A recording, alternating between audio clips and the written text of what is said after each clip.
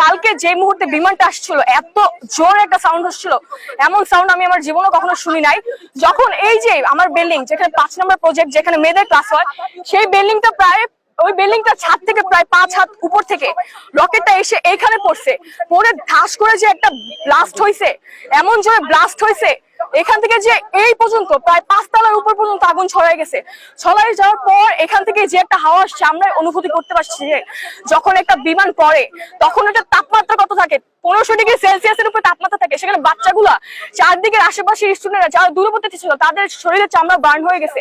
সেখানে ভিতরের বাচ্চাগুলোর কি অবস্থা থাকবে। বাহির থেকে যখন আমি দেখতে পারি এই জিনিসটা, আমি নিজে তখন সেই মুহূর্তে ফায়ার সার্ভিস আসে নাই, আমি আমার ফ্রেন্ডকে নিয়ে, আমি তো বিএনসিতে ছিলাম, বিএনসিতে আমার পোশাক পরা ছিল, আমার ভাইবা এক্সাম, আমি এই জন্য নিজের জানের পর না করে আমি তাদেরকে সাহায্য করতে আসলাম। 2-3 জন বাচ্চাকে আমি এদিক সরাই দিয়েছিলাম যে তোমরা এদিক চলে আসো। কিন্তু আমি কিছু বাচ্চাদের যা আমি আমার জীবনে চোখে দেখি নাই, যা আমি জীবনে কল্পনা করতে পারি নাই, সেই জিনিসটা আমার কালকে হয়েছে। আমি এইখানে একটা বাচ্চাকে দেখতে পাইছি, যে বাচ্চাটা ক্লাস 3 তে পড়তো, তার শরীরের অর্ধেক দেহ আমি দেখতে পাইছি। অর্ধেক দেহ ছিল আর অর্ধেক ছিল না, অর্ধেক দেহ পুড়ে সেখান থেকে রক্ত বের হচ্ছিল। আর একটা বাচ্চার মাথা দেখতে পাইছি, হাত দেখতে পাইছি, আমি চোখে দেখছি। আমার থেকে লম্বা করে একটা ছেলে ছিল যার শরীরের চামড়া পুড়ে সে হাঁটতা ছিল।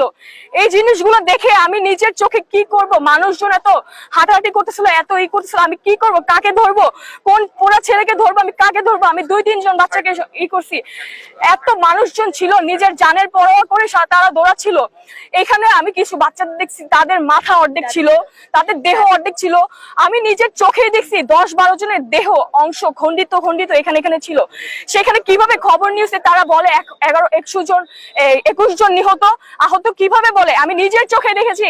এভাবে 12 জন বা 13 জনের মতো স্টুডেন্ট এখানে অবস্থা খারাপ ছিল, তারা কিভাবে বলে মানুষজন এখানে অবস্থা খারাপ।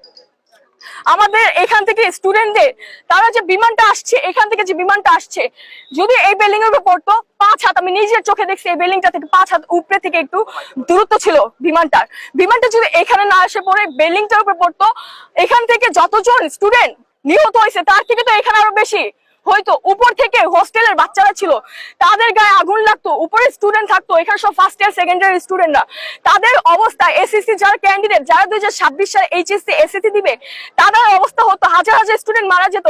তো এই ধরনের বিমান প্রশিক্ষণ এই ধরনের এলাকায়, লোকাল এলাকায় কেন প্রশিক্ষণ দেওয়া হবে? এইটা 1966 সালের একটা বিমান যেটা কিনা চীন থেকে দেওয়া হয়েছিল। তো তারা কেন এই এরিয়াটা করবে? আজকে যদি না হয়তো যে কোনো সময় হয়তো আমাদের কলেজটা যদি না পড়তো, যে কোনো লোকাল এরিয়ায় পড়লে সেখানে কি মানুষ থাকতো না?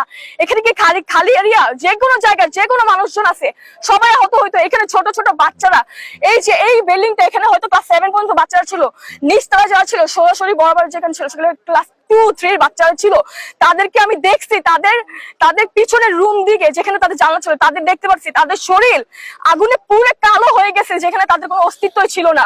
আমি চোখে দেখছি। এই জিনিসটা দেখে আমি কান্না করতে আমার মাথা, আমি যে কি করব আমি তখন বুঝতে পারতেছিলাম না। কাকে ধরবো, কার লাশ কি ধরবো? তাদের লাশ মাথা অর্ধেক ছিল, মজক বের হয়ে আসছিল, এক একজনের ঘিলু বের হয়ে আসছিল, একজনের হাত আঙ্গুল এক এক জায়গায় পড়ে আসছিল। আমি কাকে যেয়ে ধরবো?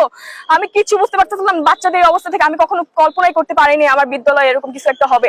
বিমান যখন এখানে আসছে, কেন এই এরিয়াতে কেন এই বিমানগুলো এখানে প্রশিক্ষণ নেওয়া হবে? কেউ কি জানে যে এইগুলো এরকম হবে?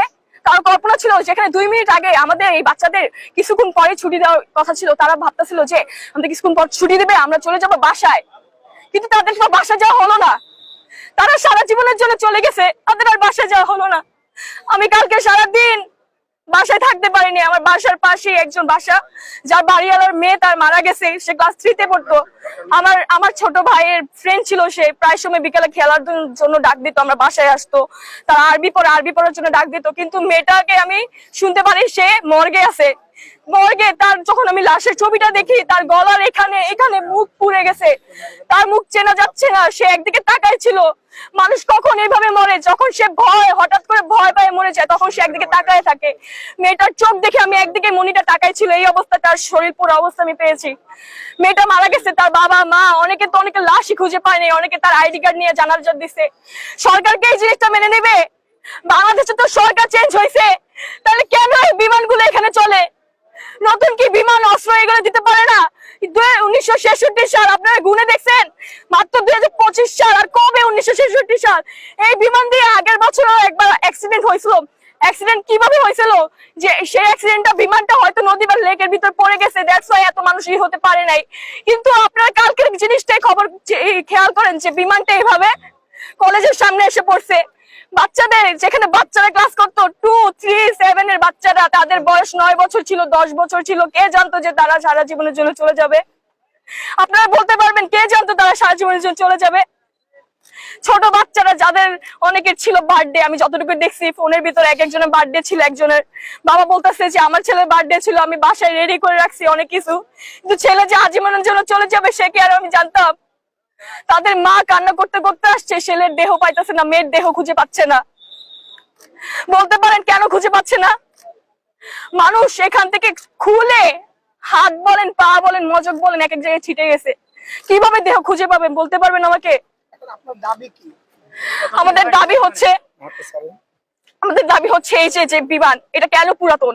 বলতে পারেন কেন পুরাতন? এত কিছু পরিবর্তন হচ্ছে, বাংলাদেশ এত আধুনিক হচ্ছে, কেন এই অস্ত্র বিমানটা এরকম? এটা কেন পুরাতন? এটা যদি পুরাতন না হতো এখানে কি এটা হতে পারতো? এই দুর্ঘটনা হতে পারতো? আপনারা বলতে পারবেন? এটা পুরাতন বলে বিমান যে চালাচ্ছিল সে কি নিজের জান দিয়ে দিয়েছে? সে নিজের জান দিতে পারছে? সে নিজে এইটা ওখানে ভিতরে যারা ছিল তারা প্যারাশুট দিয়ে আগে আগে, যে সাভারের এখানে একটা লেক আছে সেখানে তার পড়ে গেছে, সে চাইলে পারতো না প্যারাশুট দিয়ে নিজে পড়ে যেতে? সে পারতো না নিজের জানটা বাঁচাইতে? সে তো বাঁচায় নাই, সে নিজে জিনিসটাকে কন্ট্রোল করার জন্য যাতে এই জায়গাটা না হয়, দ্যাটস ওয়াই সে এখান থেকে নিজের জানটা দেওয়ার জন্য সে নিজের জান কুরবান করে দিছে। কেন কুরবান করে দিছে? যদি বিমানটা এভাবে আউট অফ কন্ট্রোল না হতো তাহলে কেন এই ধরনের দুর্ঘটনা হতো?